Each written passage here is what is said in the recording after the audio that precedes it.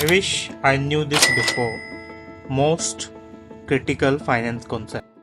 UPSC का exam दे रहे हो तो ऑप्शनल सब्जेक्ट्स को देखो देना ही पड़ेगा। उसमें क्या क्या चीज़ें आती हैं, तुमने कॉमर्स एंड अकाउंटेंसी सुना होगा, तो कॉमर्स एंड अकाउंटेंसी का क्या सिलेबस होता है, सारी चीज़ें देखते हैं और एक एक सिलेबस को डिस्कस करेंगे, क्योंकि मैं एक चार्टर्ड अकाउंटेंट हूँ बाय प्रोफेशन और साथ में यूपीएससी प्रिपरेशन कर रहा हूँ, तो तुम्हारे लिए बेटर रहेगा कंपेयर टू दैट। और मैं सारे इसमें लेक्चर्स को लेके आने वाला हूँ 1-to-1 सीए सिलेबस के ऊपर, जो कि यूट्यूब पे अवेलेबल नहीं है, फ्री ऑफ कॉस्ट। तो देखते हैं। तो देखो, कॉमर्स अकाउंटेंसी मोस्ट पॉपुलर और ऑप्शनल सब्जेक्ट है, क्योंकि मार्क्स काफ़ी हाई आते हैं इसमें और वेटेज भी काफ़ी अच्छा है इसका। तो चलो सब टॉपिक्स देखते हैं। तो सबसे पहला आता है तुम्हारा फाइनेंशियल अकाउंट्स इसके अंदर, ठीक है, जिसमें आपके accounting as a financial information आती है। इसमें अकाउंटिंग स्टैंडर्ड्स हो गए आपके एएस, और फिर आपकी फॉरेन एक्सचेंज ट्रांजेक्शन्स हो गए, ठीक है, फॉरेक्स ट्रांजेक्शन्स आती हैं इसके अंदर। और इसमें बेसिकली तुम्हारी शेयर कैपिटल ट्रांजेक्शन्स होती हैं, इसमें बोनस शेयर्स हो गए तुम्हारे, राइट शेयर्स हो गए, इसोप्स आ गए तुम्हारे, ठीक है, और आपके कंपनी अकाउंट्स आ गए, ठीक है। और इसके अलावा आपकी मर्जर एक्विजिशन अकाउंटिंग आती है। ये सारी चीज़ें बेसिकली इसके अंदर डालते हो तुम, amalgamation, restructure, merger acquisitions etcetera, ये सारी चीज़ें बेसिकली यहाँ पे तुम शो करते हो, ठीक है। अभी नेक्स्ट आती है तुम्हारी कॉस्ट अकाउंटिंग। कॉस्ट अकाउंटिंग में क्या क्या चीज़ें आती हैं एक चीज़ की बात करते हैं। देखो, जो कॉस्ट अकाउंटिंग होती है तुम्हारी, वो बेसिकली इनकम मेजरमेंट के लिए काम आती है तुम्हारी, प्रॉफिट प्लानिंग के लिए होती है, डिसीजन मेकिंग के लिए होती है।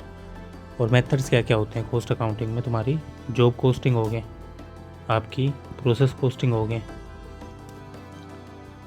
एबीसी एनालिसिस होता है इसके अंदर, और तुम्हारी वॉल्यूम कॉस्ट प्रॉफिट रिलेशनशिप्स आती हैं, जो आपकी टूल ऑफ प्रॉफिट प्लानिंग होती है इस चीज़ों में। इंक्रीमेंटल एनालिसिस या डिफरेंशियल कॉस्टिंग भी एक चीज़ होती है, जिसमें आपके प्राइसिंग डिसीजंस आते हैं, प्रोडक्ट डिसीजंस आते हैं, मेक और बाय डिसीजन आते हैं, शट डाउन का डिसीजन आता है। अब नेक्स्ट चीज़ आती है टेक्निक ऑफ कॉस्ट कंट्रोल और कॉस्ट रिडक्शंस क्या होती है। बजट की तरह काम करता है as a tool of planning and control, जिसमें आपकी स्टैंडर्ड कॉस्टिंग या वेरिएंस एनालिसिस आते हैं। बेसिकली आपकी स्टैंडर्ड कॉस्टिंग आएगी और वेरिएंसेस आएंगे इस चीज़ के अंदर। बाकी तुम्हारी रिस्पॉन्सिबिलिटी अकाउंटिंग आती है, डिविजनल परफॉर्मेंस मैनेजमेंट आती है, जिसके थ्रू तुम काम करते हो, ठीक है। एक ये चीज़ होगी। अब हम बात करते हैं टैक्सेशन तुम्हारा कैसे काम करता है। लेट्स से तुमने ये सारी चीज़ें देख ली, अब इसी चीज़ में तुम्हारा टैक्स कैसे काम करेगा। तो देखो, टैक्स में सबसे पहले तुम्हारा इनकम टैक्स आता है। जो चीज़ें होती हैं इनकम टैक्स में, आपके चार्ज होते हैं, किसके ऊपर टैक्स लगेगा। Income do not form the part of total income, कौन सी इनकम है टैक्स का पार्ट नहीं बनेंगे। कंप्यूटेशन ऑफ इनकम आती है, सैलरी से कितनी कमा रहे हो, हाउस प्रॉपर्टी से कितनी कमा रहे हो, profit and gains of business कितना आ रहा है, कैपिटल गेन कितना है, एक अदर सोर्सेज क्या है, दूसरे पर्सन की इनकम क्या है, ये सारी चीज़ें आती हैं। नेक्स्ट आता है तुम्हारा set of and carry forward, कितना कर रहे हो तुम चीज़ों को, वो चीज़ आ गई। डिडक्शन आ गई टोटल इनकम की, कितना डिडक्ट कर रहे हो टोटल इनकम को, वो चीज़। सेलियंट फीचर्स आती हैं या प्रोविज़न रिलेटेड टू वेट या सर्विस टैक्स आता है। बेसिकली वेट का क्या प्रोविज़न है, सर्विस टैक्स का क्या प्रोविज़न है। अब नेक्स्ट तुम्हारा कंपनी ऑडिट हो गया। जैसे कंपनी ऑडिट में तुम्हारा डिविजिबल प्रॉफिट्स आते हैं, डिविडेंड्स आते हैं, स्पेशल इन्वेस्टिगेशन जो भी तुम कर रहे हो वो चीज़ है, या तुम्हारा एनपीओ हो गया, चैरिटेबल ट्रस्ट हो गया, इंश्योरेंस हो गया, ये सारी चीज़ें तुम्हारी कंपनी प्रॉफिट्स में आती है, ठीक है। ये सब तुमने देख लिया। अब फाइनेंशियल मैनेजमेंट क्या होता है, फाइनेंस फंक्शंस देखते हो तुम फाइनेंशियल मैनेजमेंट के, ठीक है। रिस्क या रिटर्न देखते हो तुम, रिस्क वगैरह देखते हो तुम, क्या हो रहा है क्या नहीं, ये सारी चीज़ें। रेशियो एनालिसिस देखते हो, फंड फ्लो देखते हो, कैश फ्लो देखते हो, जिसके थ्रू तुम चीज़ें करते हो, ठीक है। फंड फ्लो हो गया तुम्हारा, कैश फ्लो हो गया, जिसके थ्रू तुम चीज़ें कर रहे हो, उस चीज़ में तुम ये डालते हो। अब नेक्स्ट तुम्हारी आ गई कैपिटल बस्टिंग के डिसीजंस क्या होते हैं। लेट्स से तुम कैपिटल बस्टिंग कर रहे हो, जिसमें प्रोसेस है, प्रोसीजर है, अप्रेजल्स है, अनसर्टेनिटी है, तो उसके क्या डिसीजंस होते हैं, ठीक है। देख, कैपिटल का बजट कैसे करोगे, 1 लाख रुपए तुम्हारे पास, उसको कैसे बजट करोगे, कैसे उसको खर्च करोगे, वो सारी चीज़ें आती है। नेक्स्ट आता है तुम्हारा कॉस्ट ऑफ कैपिटल, जो स्पेसिफिक कॉस्ट है, weighted average cost of capital है, वो चीज़ यहाँ डालते हो तुम। CAPM का जो टूल है कॉस्ट ऑफ इक्विटी डिटरमाइन करने का, वो चीज़ तुम यहाँ डालते हो कि वो कैसे डिटरमाइन होगी। फाइनेंशियल डिसीजंस कैसे होंगे, कैपिटल स्ट्रक्चर क्या होता है तुम्हारा, जिसमें तुम्हारी नेट इनकम अप्रोच आ गई, उस चीज़ को तुम कैसे करोगे, कैसे वो बेस्ट होगी तुम्हारी चीज़ों को करने के लिए। अब नेक्स्ट होता है तुम्हारा नेट ऑपरेटिंग इनकम अप्रोच क्या है, ठीक है।